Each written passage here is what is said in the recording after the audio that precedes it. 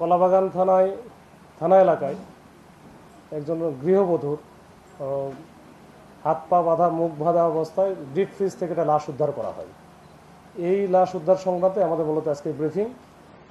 তো এইটার সংক্রান্তে একটা কলাবাগান থানায় একটা হত্যা মামলা রুজু হয়েছে। এই হত্যা মামলার যে এফআইআর হিসাবে যেটা বলা হয়েছে যে মামলার বাদী একটা মামলা করেছেন যে তার ভগ্নিপতি যেটা আছে, ভগ্নিপতির বিরুদ্ধে যে তার যে আসামি নজরুল ইসলাম যাকে করা হয়েছিল, যে নজরুল ইসলাম এবং যে ভিকটিম তার নাম হচ্ছে তাসলিমা আক্তার, এই দুইজনের মোটামুটি 20 থেকে 22 বছরের মতো সংসার জীবন। তাদের 3টি মেয়ে সন্তান আছে। 3টি মেয়ে সন্তানের মধ্যে বড় মেয়েটির বয়স 19 বছরের মতো, ছোট সন্তানের বয়স 3 বছরের মতো। তো 2টা মেয়ে নিয়ে থাকে আর ছোট মেয়েটা নানার বাড়িতে থাকে। তো তাদের মধ্যে তাদের একদিন হঠাৎ করে ওই যে 13 তারিখ সকালে এই 2টা মেয়ে যেটা থাকে, 2টা মেয়েই মোটামুটি বয়স, একটা 19 আর একটা 14-15 মতো। তাদেরকে সকালে উঠে বলে ওই আসামি নজরুল যে তোমার মা তো অন্য একজনের সাথে পালায় চলে গেছে, এখানে তো কেউ না, আমি খুঁজতে যাচ্ছি, তোমাদের দেখে বাসায় রেখে যাওয়াটা আমার জন্য নিরাপদ না, চলো তোমার নানির বাড়িতে রেখে আসি। তো নানার বাড়ি বা নানির বাড়ি যেটা আছে সেটা হচ্ছে আপনার গাজীপুরে। তো গাজীপুরে না নিয়ে গিয়ে তাদেরকে নিয়ে যায় তার বোনের বাড়িতে, মানে মেয়েদের ফুফুর বাড়িতে, সেটা আদাবরে। তো ফুফুর বাড়িতে রেখে সে চলে যায় তার মতো করে। তো এরপরে বড় মেয়েটা যেহেতু বড়, তার মনে হয় কিছু সন্দেহ জাগে যে যখন সকালে তাদের রুমে গিয়েছিল, তার বাবা মা যে রুমে থাকে সেই রুমে যাওয়ার পরে দেখে যে ওই রুমে সে কিছু কিছু আলামত দেখতে পায়, যেটা ওই সময় বলে না, যে ওই দেয়ালে কিছু ছোপ দাগ ছিল রক্তের। তো এরপর থেকে সন্দেহ হয় যে মা কেন আর একজনের সাথে যাবে, আর গেলেও সেটা হয়তো কিছু না হলেও কিছু সে বুঝতে পারার কথা। এই রাতে ঘুমালো, 12 তারিখে রাতে 11টা বা 11:30 দিকে তারা রুমে চলে গেছে, এরপরে সকালে উঠে নাই। তো এটা তার কাছে একটু সন্দেহজনক মনে হয়েছে। তারপরে তার মামাকে সে বলে, এটা খুলে বলে, তখন মামা সহ সে সহ যখন আমাদের থানায় আসার পরে বিস্তারিত ঘটনাটা বলে, তখন থানার টিম সহ ওই বাসায় যাওয়া হয়।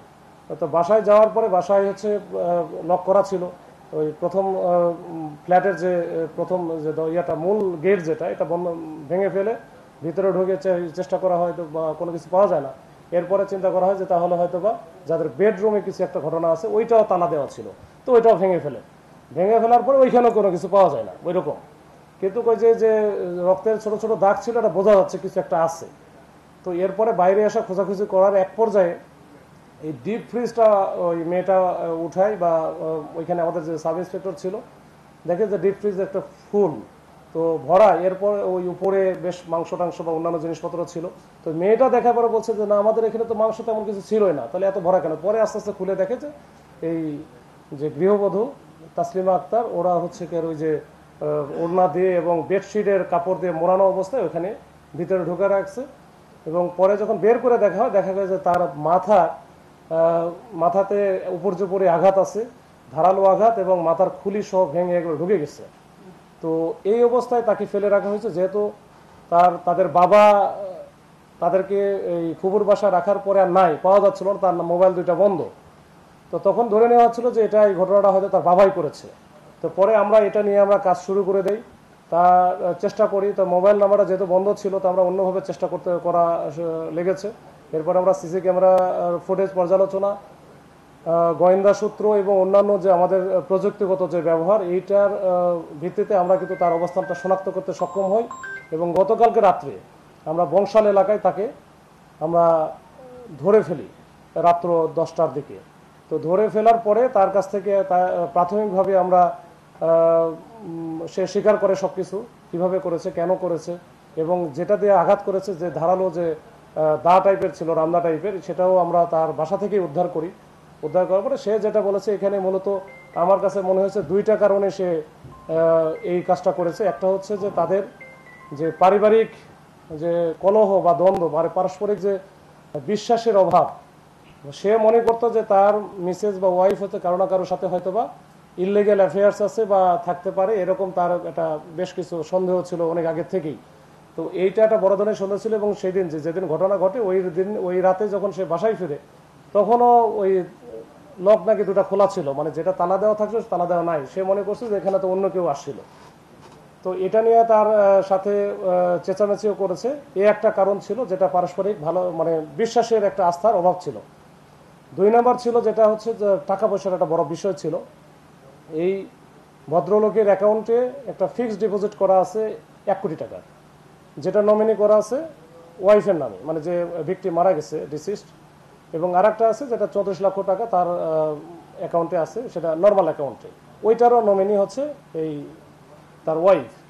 এখন তার বক্তব্য যে এই টাকাটা হস্তগত করার জন্য তাকেও যে কোনো সময় তার ওয়াইফ মেরে ফেলতে পারে, এরকম একটা বিষয়। মেরে ফেলতে পারে, মেরে ফেললে তখন তো নমিনি বা তার উত্তরাধিকার তো তার ওয়াইফই।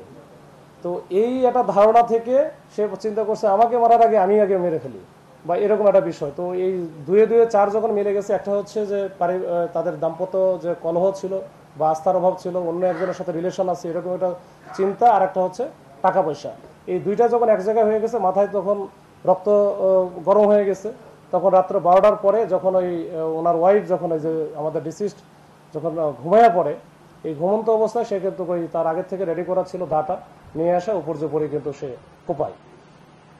তখন যখন কোপানোর পরে যখন সে মারা যায় বা মনে করতেছে মারা নাও যাইতে পারে, তখন কিন্তু মুখটাও বেঁধে ফেলে, গামছাতে মুখ বেঁধে ফেলে। ওই তার যে বেডশিট ছিল এটাও পেঁচায় ফেলে। এরপরে লাশটা কোথায় রাখবে, মানে এটা গুম করবে না কোথায় নিয়ে যা রাখবে, এটা তখন আসলে সে বুঝে উঠতে পারতেছিল না। যখন ভোর হয়ে যাচ্ছিল, সকাল হয়ে গেলে তখন কোথায় নিয়ে যাবে, এখন ওনার ওজনও তো বেশ। তখন তার মাথায় হঠাৎ করে ভূত চাপে যে ঠিক আছে, এটা আমরা তার যে বড় ডিপ ফ্রিজ আছে, ডিপ ফ্রিজের ভিতরে ঢুকে ফেলি। তখন ডিপ ফ্রিজের ভিতরে ঢুকে ওর উপরে অন্যান্য যে মাছ বা মাংস বা অন্যান্য খাবার ছিল এগুলো দিয়ে সে রেখে দেয়। সকালে ওই প্ল্যানটা করে মেয়েদেরকে বোঝায় যে তার মা আসলে অন্য একজনের সাথে চলে যায়। এই হচ্ছে মোটা দাগে বিষয়। এইভাবে সে এই কাজটা করেছে। আমরা তাকে আমরা কোর্টে পাঠিয়ে দিচ্ছি। যদি স্বীকারোক্তিমূলক জবানবন্দি, যেটা সিআরপিসির 164 বলে, ওটার জন্য আমরা পাঠাবো। ওইখানে যদি সে স্বীকারোক্তি দেয় আমাদের কাছে যেটা বলেছে, তাহলে তো এটা মোটামুটি একটা ভালো অবস্থানে যাবে আমাদের তদন্তের দিক দিয়ে।